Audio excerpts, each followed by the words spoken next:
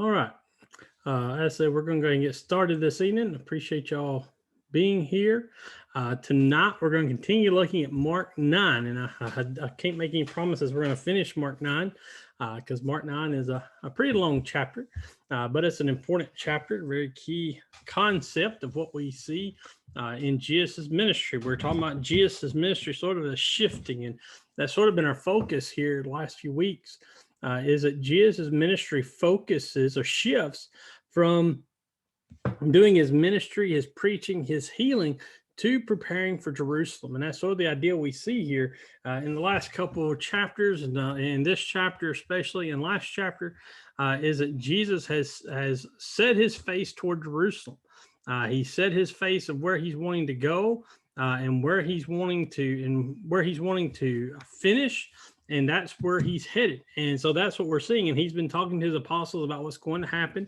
And we talked about that a little bit last week about how this would have been odd for his apostles to hear what Jesus is going to say, because what Jesus is saying is going to happen is something that was unusual and unheard of in their day. So that's what we're going to see again tonight. But before we get to that, we actually see what happens while Jesus was up on the mountain. You remember in last week, we talked about that Mount of Transfiguration. We talked about what happened when Jesus was on the mount, and as he was transfigured, remember, he was turned into a white raiment, and he was shining bright in front of him. And then Elijah and Moses appeared with him, and they had that discussion, and we talked about all that last week.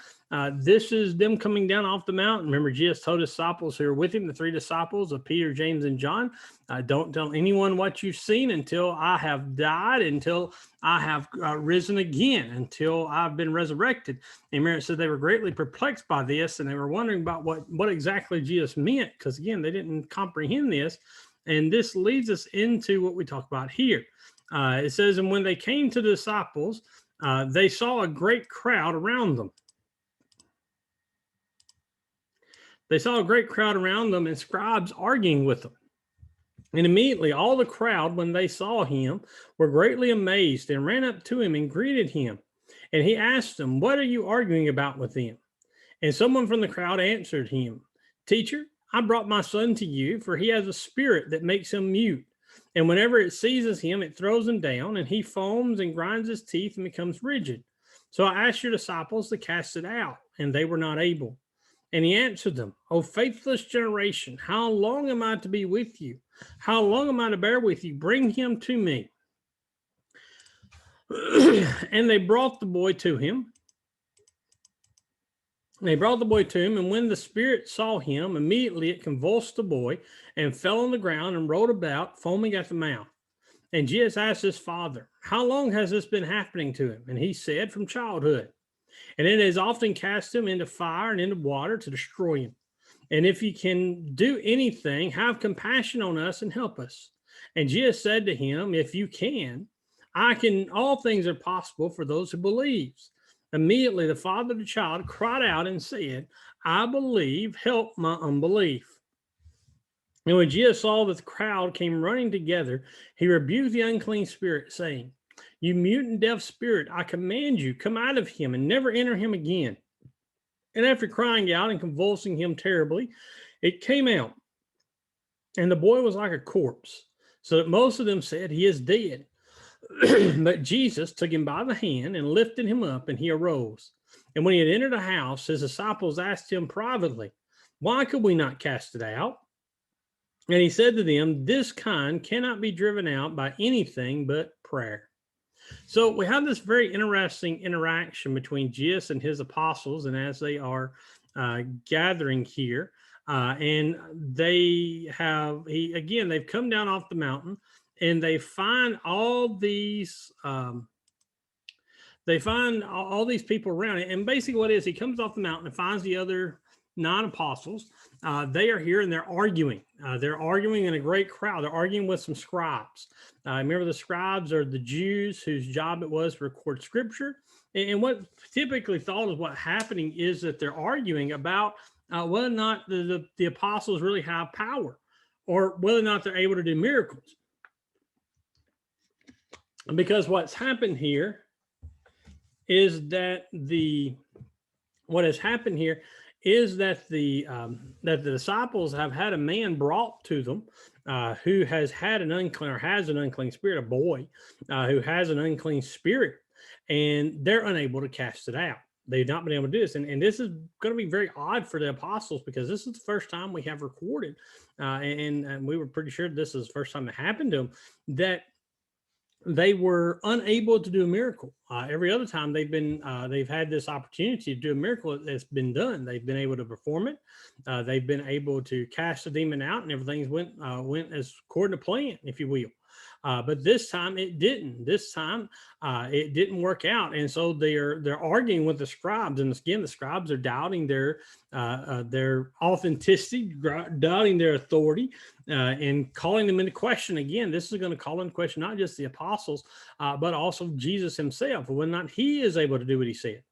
And then we see that Jesus comes down off the mountain, and as soon as he comes, all the crowd sees him. They ran up to greet him, and all the crowd leaves sort of the apostles in this argument, and they run over to Jesus to see what he can do.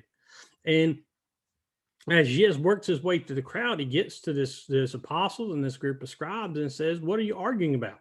What are you fighting about? What's the problem?" Again, Jesus being God in the flesh, he knew what they were thinking. He knew what they're arguing about, but he wants to make sure he has the idea. He wants this to be placed out for everybody to know. And so he asked them, "What are you arguing about with them? Well, what's the problem?" And again, before the scribes or the apostles can answer, you have this man, the crowd, speak. And you notice he calls him teacher or rabbi. He says, "I brought my son to you, and he has an unclean spirit," or has a spirit that makes him mute. What's basically happening here is this man, this father, has a son that is demon possessed, and this demon has done different things. And that's some of the interesting things about what we see in the New Testament is these demons do various things. They do various, they act in various different ways. They cause different things to happen. Notice he says here that he makes him mute. Whenever it seizes him, it makes him have what we would call seizures, or it would be something mimic a seizure. Now, again, this is not, as some people try to say, some people say, "Oh, well, these are just mental illnesses," before we knew that. No, that's not the same thing. These were something different. They look like that, but they're not that way. And again, he has this demon that seizes him. It throws him on the ground. He foams at his mouth, grabs his teeth, becomes rigid. And he brings him to the disciples, and he says, "Cast this demon out. Can you help this boy?" And then he says, "They're not able. These disciples, your apostles, were not able to heal my son." And again, he says he came here, he brought them, he brought his son to him so that they could be able to heal him, so they could be able to cast him out. And Jesus answers back in verse 19, "O faithless generation." Again, how long am I going to be with you? How long can this go? He says, "Why weren't you?" Basically, he's questioning why the apostles weren't able to do this, and we're going to see in a minute why they weren't able to do this. And Jesus is sort of wondering about not just this, "Oh, faithless generation," not just the apostles. It's talking about the scribes and the people, the whole crowd. Again, they've seen Jesus do all these miracles. The apostles have an issue, have a struggle, and all of a sudden they're doubting everybody again. They're doubting Jesus and doubting his authority. And so Jesus tells them to bring the boy to him. And then you go, notice again, we're talking about the boy comes, and when the boy sees him, the spirit within him sees it, and it throws him down. It convulses him. It throws him on the ground and makes him foam at the mouth. It sends him into one of these fits.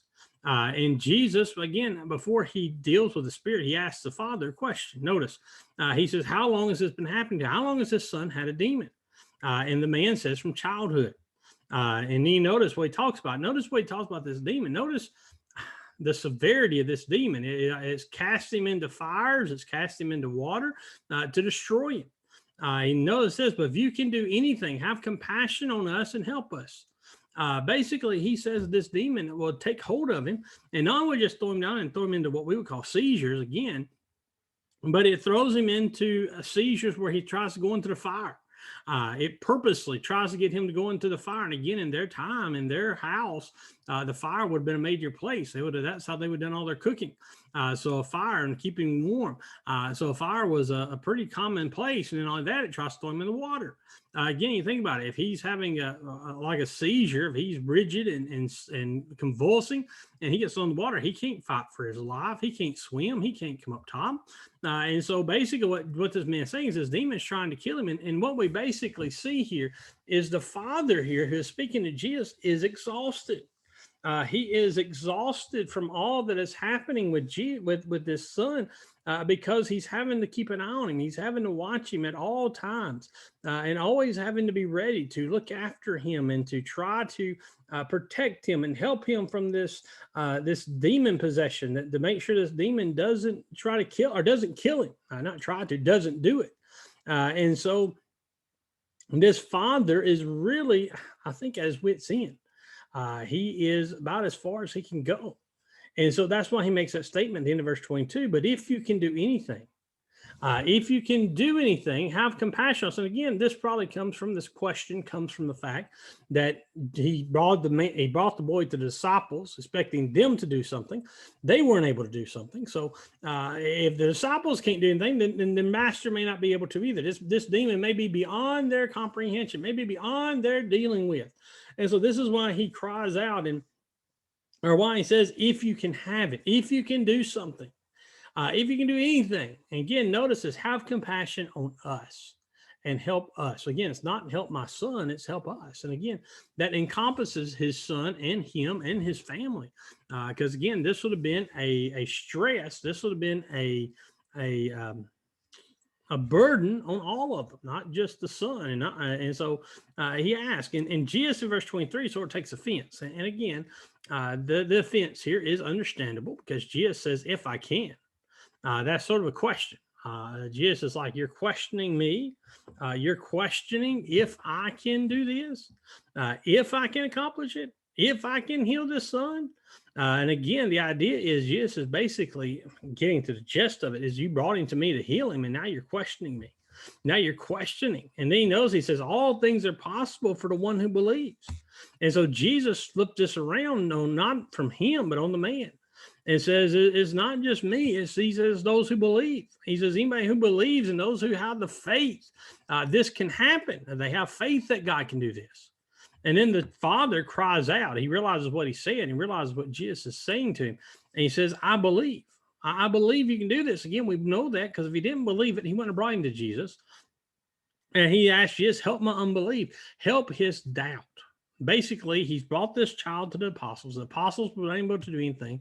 Now the father's down and out. He's upset because there's nothing been able to be accomplished here. And he's at his wit's end. And he asked Jesus, just show me. Do this for me. Help me understand what you can do. And then we see in verse 25, and when Jesus saw a crowd came running together. So what happens is that Jesus has the man, he's coming to the crowd. He asks for the young boy. He goes off with the father to the young boy, and the young boy falls down, convulses, and he talks to the father. And the crowd sees what's happening, and they all come running together. And almost before he gets there, before the crowd gets fully around him, he rebukes the demon. Notice, he says, you mute and deaf spirit. And again, this was a spirit that causes the boy to not be able to speak, not be able to hear. And so he told him, I command you to come out of him. And again, notice, not just come out of him, but come out of him, never come back into him. I command you to leave and never return. This was, again, a powerful statement, an authoritative statement that only Jesus can make. And then we know verse 26, the demon, the spirit, has a violent reaction, and it comes out of the boy. It convulses him. It gives him, probably, some people would say that the way this word is, it is probably causing the worst seizure he's had. And then it comes out of it. And when it comes out, this boy just lays there. The boy doesn't move. Again, notice the boy was like a corpse. He's like a dead body. And so much so, the crowd that came running, they see him, this boy laying at the feet of Jesus. They think the boy's dead. They think that this boy, this spirit that has worked to try to kill him, has now killed him and leaving him. But then he knows Jesus. Jesus knows better. He reaches out his hand and grabs the boy by the hand and lifts him up, and he arose. Again, this is part of the healing. Is that Jesus made this boy whole. Jesus made this boy well, so that he was able to get up and move. And then from there, verse 28, they enter into a house. They enter into where they're at that time, and the apostles come to. Those non-apostles come to Jesus, say, oh, okay, what was our problem? What happened? Why could we not cast this demon out? Why could we not cast him out? Well, again, the idea is they've cast out other demons. They've done other things. What was the problem here? And Jesus says in verse 29, this kind cannot be driven out by anything but prayer. And the idea is that Jesus says your faith wasn't strong. In Matthew's account of this, he'll tell them your faith, you were lacking in faith. That it was an obstacle, but instead of trying to overcome it with faith and overcome it with prayer, they sort of just gave up and they argued with the Pharisees or the scribes. And so Jesus says that was your problem. You should have kept going. You should have kept straining forward, but you didn't. And so the disciples learned a very important lesson about their faith. And that's sort of what we're going to see in the next few passages, well, the rest of this chapter, is Jesus is going to deal with the apostles' faith. He's going to deal with what they believe, what they stand for, and how strongly they believe and follow him. And so from there, we continue on to our next part of this in verse 30. And they went on from there and passed through Galilee. And he did not want anyone to know, for he was teaching his disciples, saying to them, the Son of Man is going to be delivered into the hands of men, and they will kill him. And when he is killed, after 3 days, he will rise. But they did not understand the saying and were afraid to ask him. So Jesus continues on their path. They're walking through the country. And what's interesting here is Jesus wants to be by himself. And along with the apostles. This is Jesus leading to Jerusalem. Jesus, like I told you earlier, has set his face toward Jerusalem. He's journeying to that final place, and he knows to go there. When he goes there, he's not going to be with his apostles. He's got to teach them everything they need to know before they get there. He's got to explain, show them. Again, they're not going to understand this till after Jesus is dead and raised, and the Spirit reveals this to them. But he wants them to know, and so he goes and he teaches them. He informs his disciples what's going to happen. And this is the second of 3 times Jesus says this. In chapter 8, he tells them this is going to happen, that he's going to go to Jerusalem to be killed. Here again, he says that he's going to be delivered into the hands of men and they're going to kill him. And then in chapter 10, he's going to say again, they're going to crucify him. And again, this is something the apostles just cannot grasp. They cannot grab hold of because Jesus is telling them the Son of Man is going to be delivered into the hands of men and they will kill him. And then when he is killed after 3 days, he will rise. And so they're not grasping all that Jesus is saying here. There's a few problems with this. One is that they believe, and this was a typical Jewish thought, they thought that Jesus was coming to establish an earthly kingdom. We've talked about this before. They thought he was coming to set up a kingdom like Israel. He was going to, at this time, Israel wasn't a kingdom. Israel was under the Roman authority.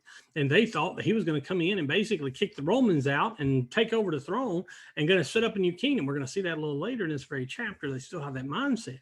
But Jesus says, no, that's not the way the kingdom is going to work. That's not the way the Messiah is going to work. The Son of Man isn't going to come and set up an earthly kingdom. He's going to die. He's going to give his life. And that doesn't make sense. Again, it would be about like somebody today saying they're going to come in and they're going to change, well, say they're going to change Fulton. They're going to change Fulton and make it better. They're going to improve Fulton and make it into what it needs to be, a great city. And we would all think, okay, they're going to run for mayor. They're going to do whatever it takes to get on the council. They're going to do something with that. And then they say, oh, well, I'm going to die to do that. I'm going to give my life. And you're going to scratch your head and say, no, wait a minute. How in the world are you going to die? And then you're going to make this into a great city. That doesn't work. And this is the problem the apostles were having. They thought Jesus was going to set up an earthly kingdom. And when he talks about dying, that doesn't fit their narrative. That doesn't fit their idea. To be a great king, he's got to be alive. He's got to sit on that throne. He's got to take the reign. He's not going to die. And then surely he's not going to rise from the dead. What does that even mean? What does he mean after 3 days? And again, the 3 days here is Jewish time. Meaning, and I say Jewish time in that the Jews counted times or days by part of days. So when Jesus is in the grave 3 days, he doesn't have to be there a literal 72 hours. He just has to be in that grave partial of 3 days. And that's what happens. He's there late Friday. He's there all day Saturday and early Sunday. And then he rises. But they don't understand that yet. And so again, this is blowing their minds. and they're afraid to ask him. They're afraid to ask. They're afraid to find out what exactly do you mean.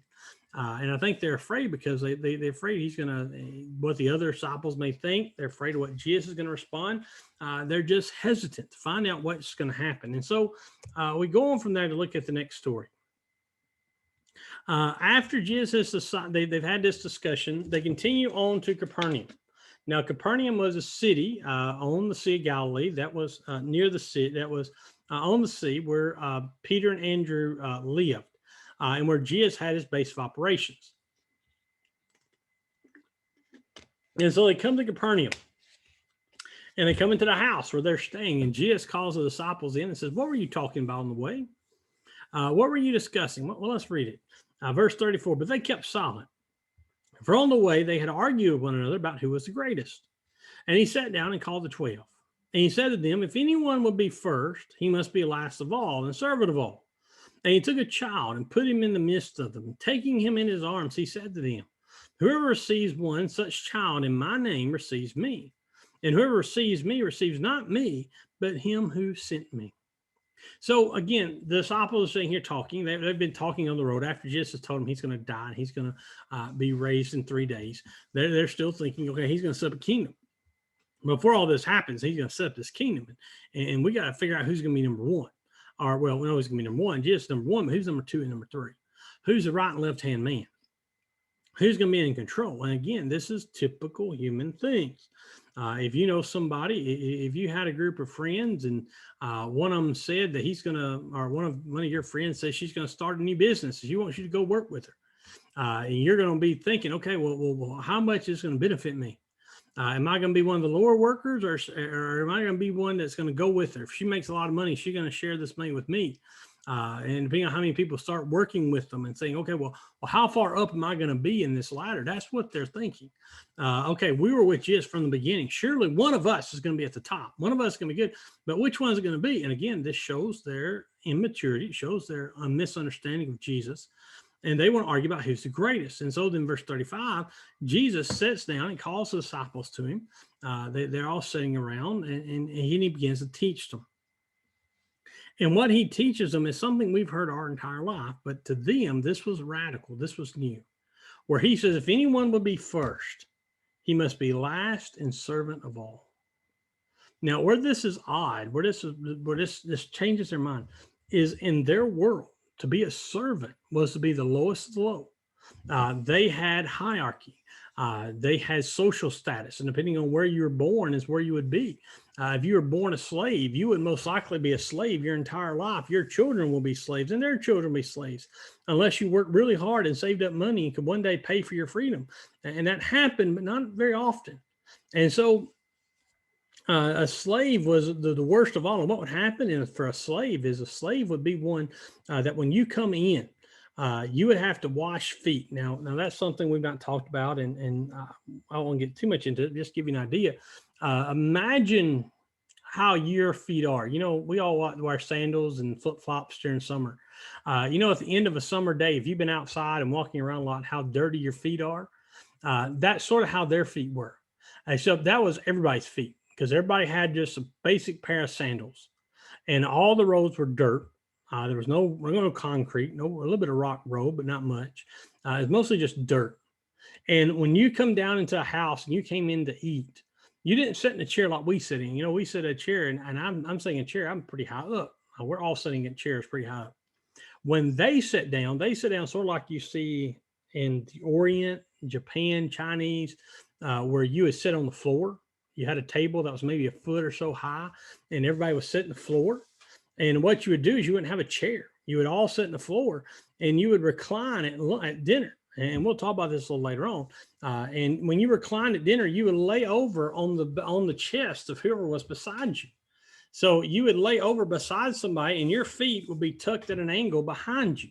And what it was that your feet would be at the chest of someone else who was laying back on you. They would lay back on one arm, and they would eat with the other hand.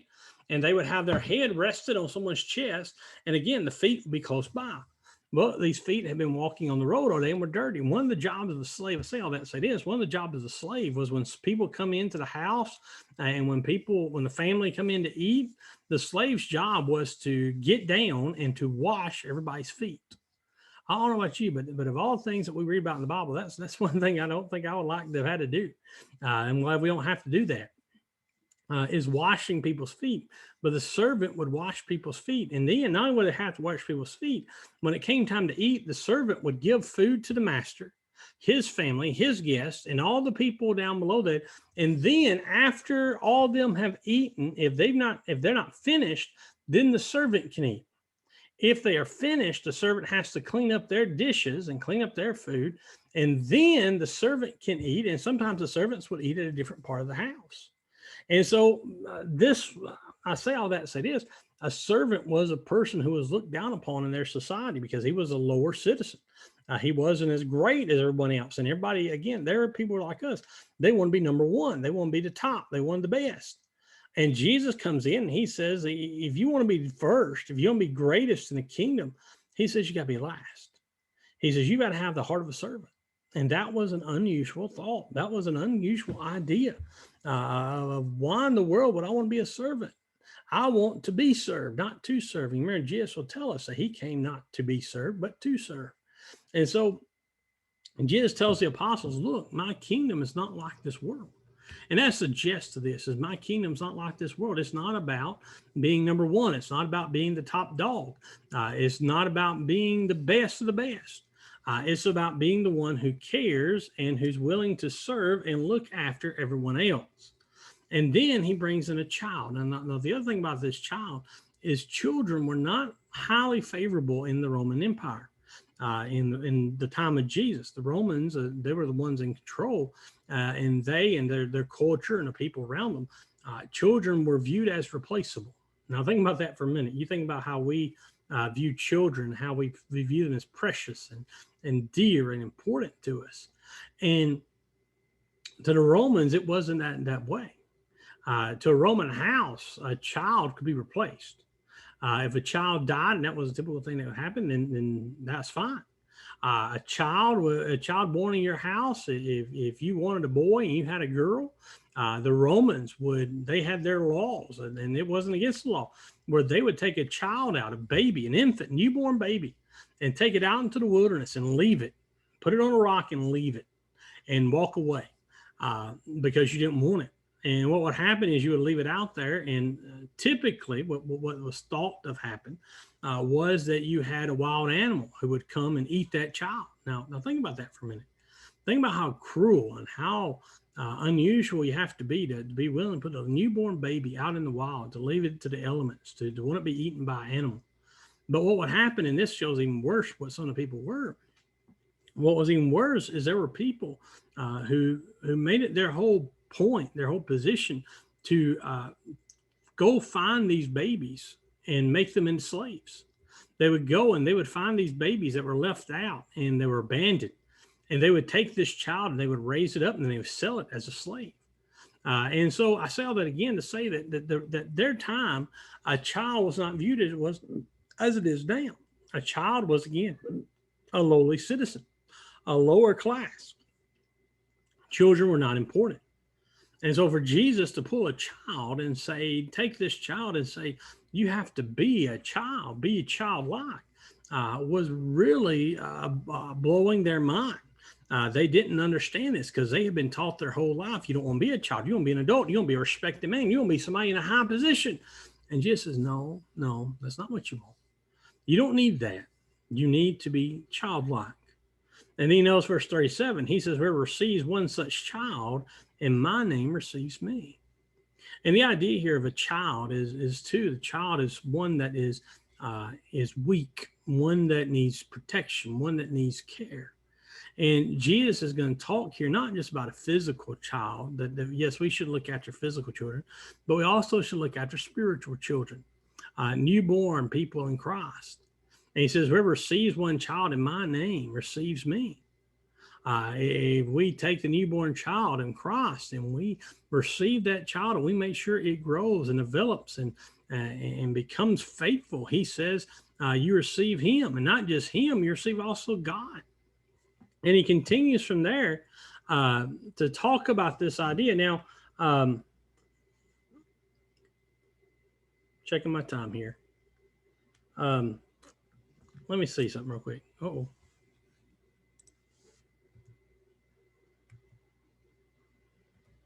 All right. Yeah, we're going to push on through. We're about through. Verse 38, John said to him, Teacher, we saw someone casting out demons in your name, and we tried to stop it because he was not following us. But Jesus said, Do not stop him, for no one does a mighty work in my name will be able soon afterward to speak evil of me. For the one who is not against us is for us. For truly I say to you, whoever gives you a cup of water to drink because you belong to Christ will by no means lose his reward. So John asked him a question. John says, okay, teacher, we saw someone. We saw another man casting out demons in your name. And we tried to stop him. We tried to stop him because he was not one of the 12 is what he means. He's not following us. What this man is, we really don't know much about him, but we'd have to assume that he was a believer of Jesus, that Jesus had given him this ability because Jesus was the only one who could give the ability to cast out demons because he was casting them out, not trying. He was casting them out. He was doing a miracle. And he's not one of the apostles, but yet he's still apparently preaching and teaching about Jesus. And John says, we tried to stop him because he wasn't one of the apostles. He wasn't a part of our group. And Jesus said, no, don't stop him. Don't stop him. If he's doing it in the right, and this is the idea here. Some people try to take this and say, well, it means anybody who's doesn't mean anybody who's trying to do right. It means those who are doing right, those who are doing what needs to be done, they're obeying God and following his teaching. He says that they won't be able to do the mighty works. They won't be able to do the good works. They won't be able to do good works that are recognized. And then you notice he says, for the one who's not against us is for us. Again, the one who's not actively against the teaching and doctrine of Christ, he says is for us.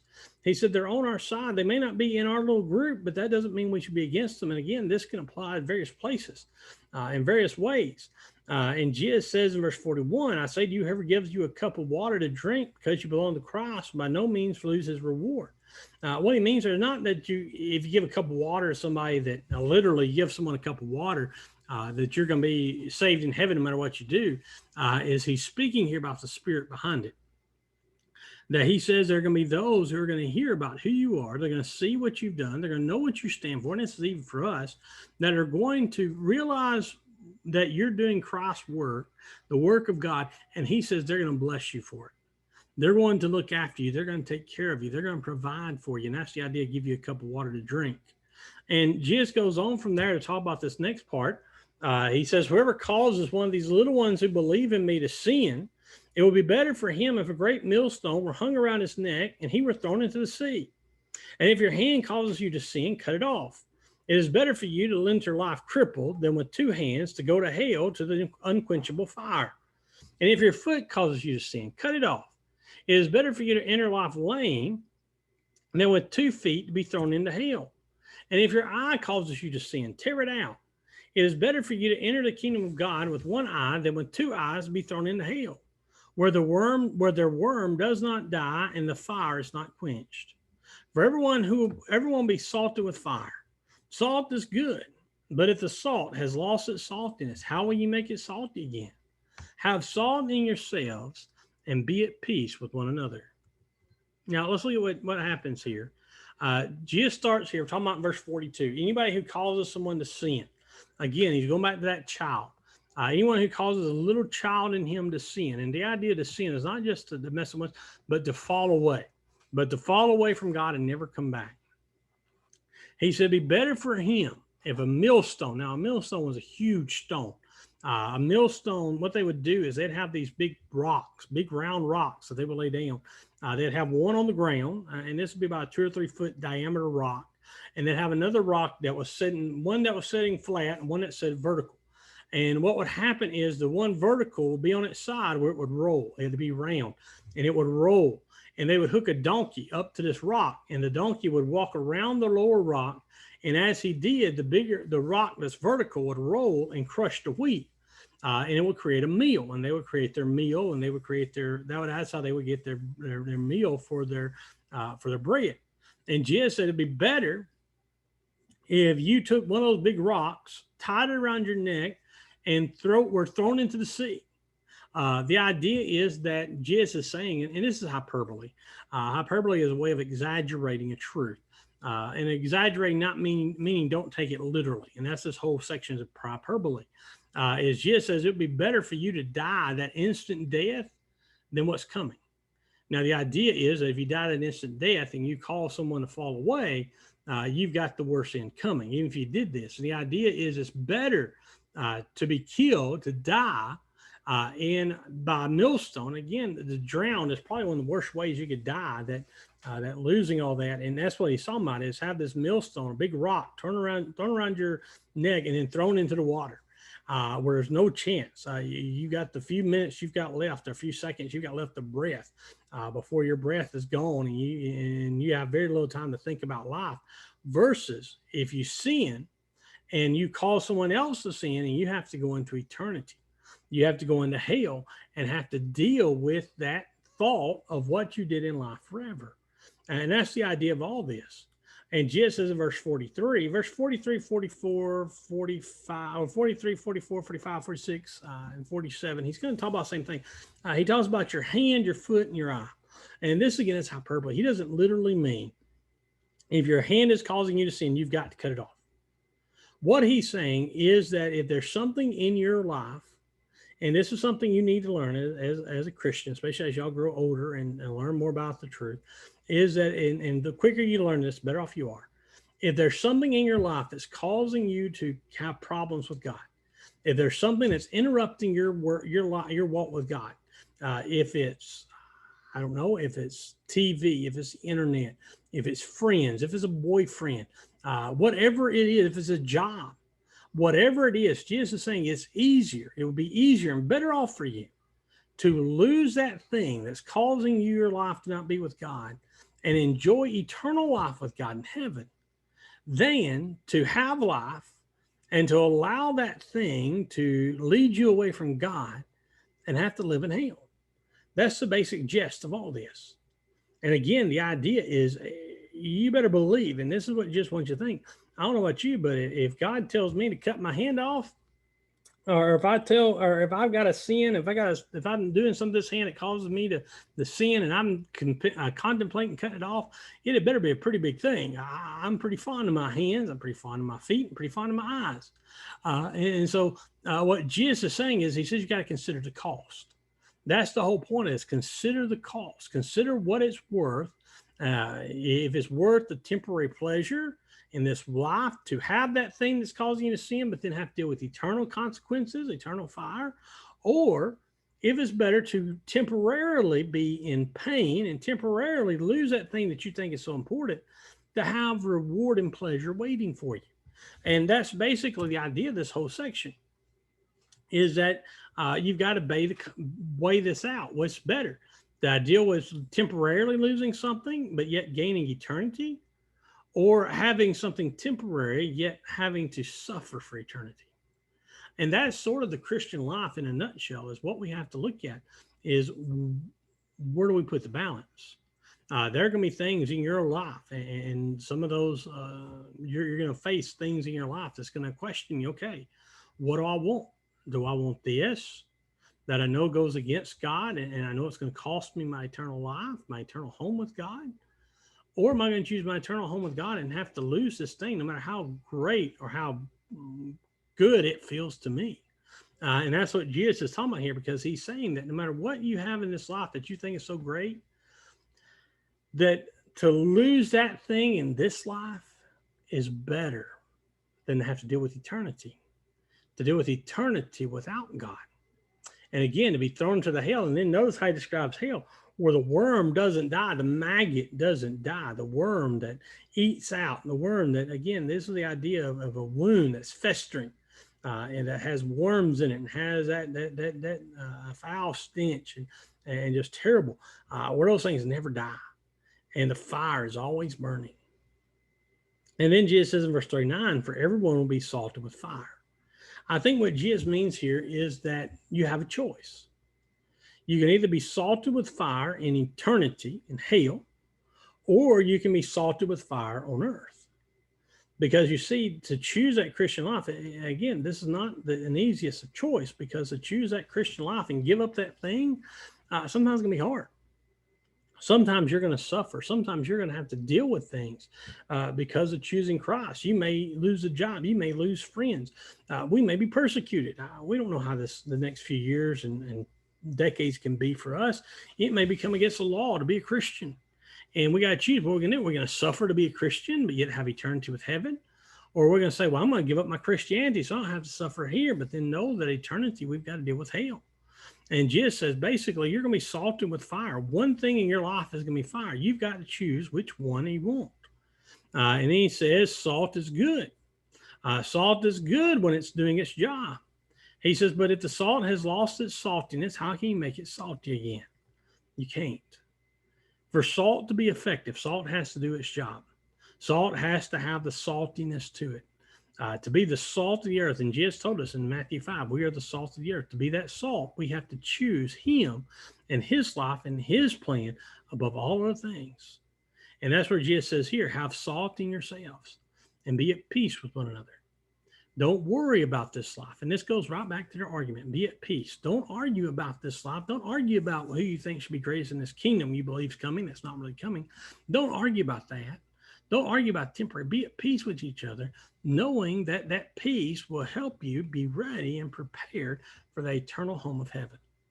Because the whole point of this passage here is to show us that no matter what we suffer in this life, no matter what we suffer in these times, in this world, no matter what hardships we go through, it will all be worth it in the end. As long as we are that true follower of Jesus. And that's what Jesus wants the apostles to know. Because their life is about to get very hard. Their life is about to get very difficult. We're going to see that as we progress through the story of Mark. And if you go into the book of Acts, you'll see the first few years of the church was not pleasant. It was not easy.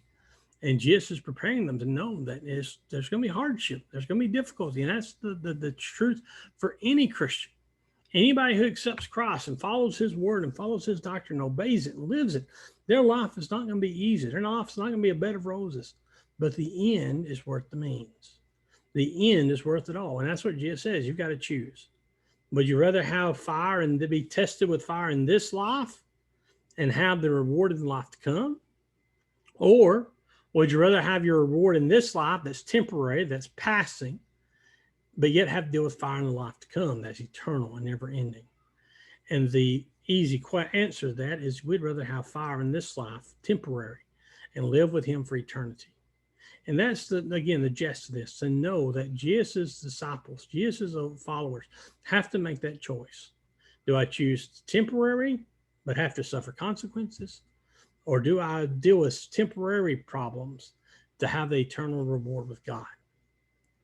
And so that's the point is Jesus wants his disciples to know what they're getting into, to know what is coming, to know that the life they've chosen is a good life, is a great life, but it's not easy. It's not simple. Same truth for us. We have to know that Christian life is not easy. Christian life is not popular. It's not going to agree with everybody. Not everybody's going to agree with us, and everybody's going to think like we think. But we still have to stay true to our belief. We still have to stay true to God. We have to know that no matter what it costs us in this world, it will be infinitely better in the world to come. Thank y'all for joining us tonight. This has been the last part of Mark 9. We're going to stop right there with our recording. We appreciate those who are here and those who watch this. Next Monday night, we'll pick back up in Mark 10. Thank you.